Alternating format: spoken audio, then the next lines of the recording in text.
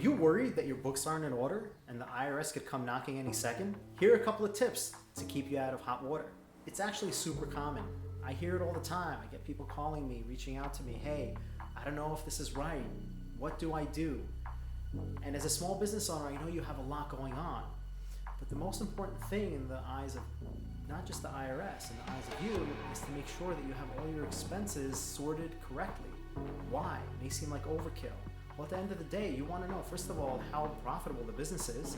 You don't want to leave this to the end of the year, where I see a lot of people do. You want to do this consistently, right? You want to do this weekly, monthly, at the very least. Reconcile your statements, reconcile your books. Make sure that you understand the difference between an income statement and a balance sheet.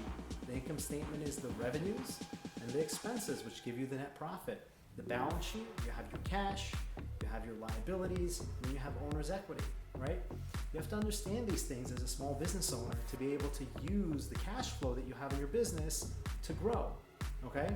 Another thing that I want to talk about is the IRS knocking on your door. Believe it or not, by law, you're required to have accurate financial statements, no matter what size of company you're running.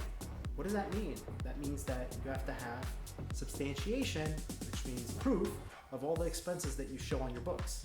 Where do you get proof? A lot of people think that credit card statements are more than enough. I have the credit card statement. I'll just show them what it is. Well, you know, I get it, but how are you going to know what you bought at Staples, right? How do you know? You can't prove it. You can't just say it's on my credit card statement. What you have to do is hold the receipt. Why? Because it has all the bases covered. It has the location of the place where you bought the item. It has the date you bought the item. It has an itemized list of everything you bought. It has a total. It'll tie right into your credit card statement. And if you have a sophisticated tax software or financial statement software, which you can get online, QuickBooks Online is one of the ones that we use, you can just link it electronically and it'll sync.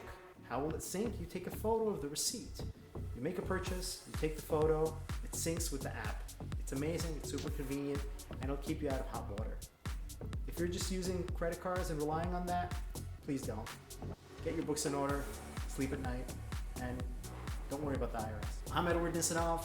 Follow Taxer Schmaxes for more tips and keep more money in your pocket.